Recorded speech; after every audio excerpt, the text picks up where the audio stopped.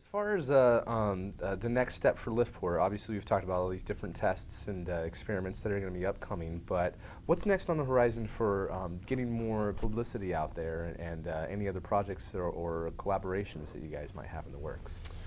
We're doing a lot of collaboration. Let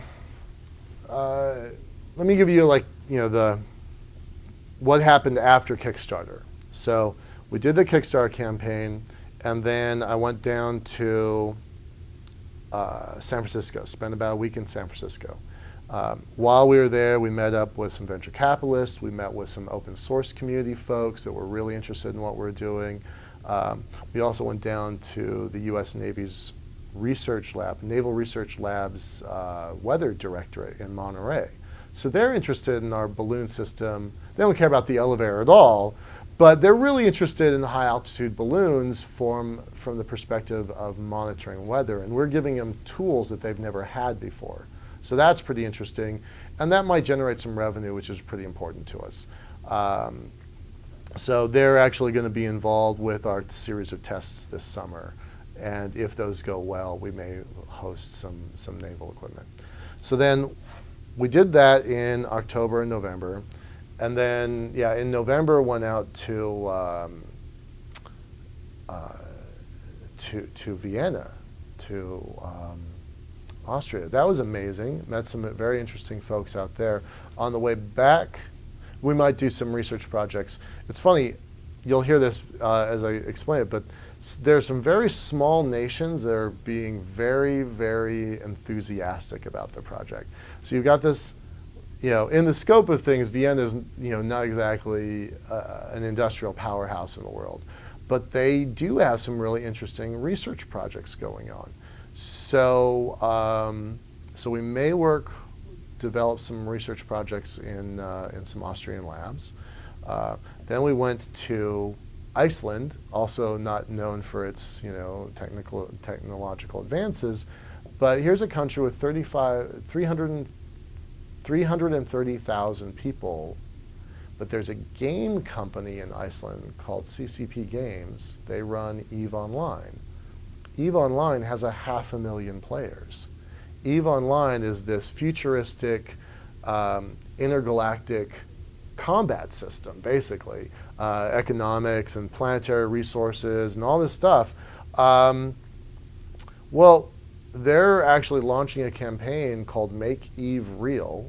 So in their game, they've got space elevators, they've got cloning, they've got artificial intelligence, nanotechnology, warp drive, interstellar transit. They want to start funding the technologies that make their game possible. So they're launching that the end of May. The end of April. I'm super excited about that. It's not going to be a lot of money necessarily. I mean, this is a project that's very expensive. But what's really important is that it's 500,000 people that intimately know how building a space elevator impacts the economics of the planet that they own and run, right? So I think that's, being in that mindset, being in those people's brains and seeing how if you have a space elevator, you make more money on the planet. If you don't have a space elevator, you make less money on your planet. If you attack somebody else's space elevator, they lose. If you build one, you win. Like, that kind of philosophy is priceless for us. And so getting that community is really important. So in a way, we started from the Kickstarter community of about 3,500 backers, and we're moving to an international community of 500,000 backers. So that's pretty important. I think that could potentially change everything. In the 10 years I've been working on this project, this CCP Games thing could be the biggest thing we ever have tackled. So it's kind of mind-boggling to me. Then we went down from Reykjavik. I was in New York just a couple days after the Hurricane Sandy. That was a mess. And then went down to Puerto Rico. There's a very small school there, Caribbean University. They want to become, basically, in their words, they want to become what they say? They said they want to be the MIT of the Caribbean. So they're building an entirely new campus focused on science, technology, engineering, and math, and they want the space elevator to be a component in their curriculum. So all their students will learn about the space elevator. So that, I mean, all of these were, strange, kind of unusual projects to kind of move the whole project forward. So that's,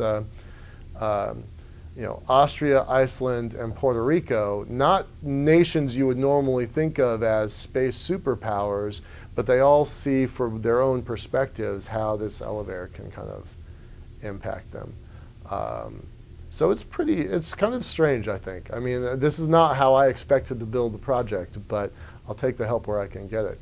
And then what's going on right now is a new Kickstarter. We're not doing it, but it's very, very advantageous to us. James Yee has partnered with Kevin Anderson. Kevin Anderson's a publisher, and he's written about 180 books, and his friends together have written over 3,000 books.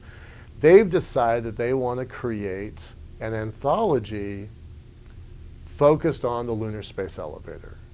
And the relationship we have with the publishers will actually, for every book that gets sold, some of that money comes back to us for our research project. So we're really excited about that.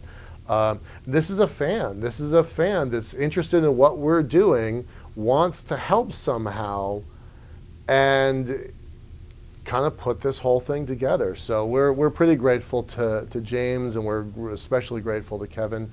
We did an anthology several years ago for the Earth elevator, and so this is an extension of that original one.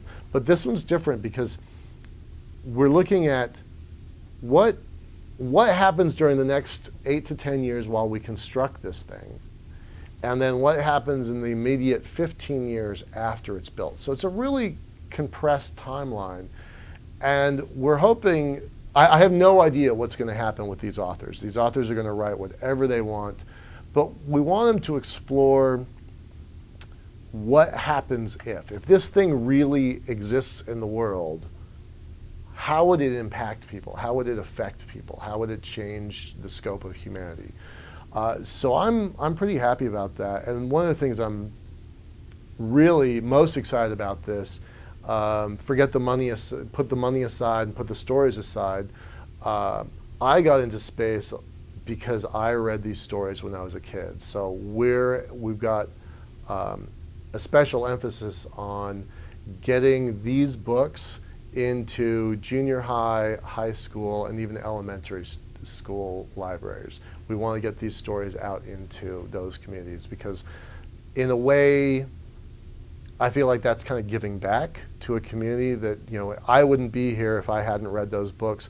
But that genre of fiction has been mostly missing for the last couple of years, and we want to revive that genre, but then put it in a focus that says what's happening in the next 25 years that is real, that you, the kid who's reading this, can participate in. So I'm excited about that. That's fun.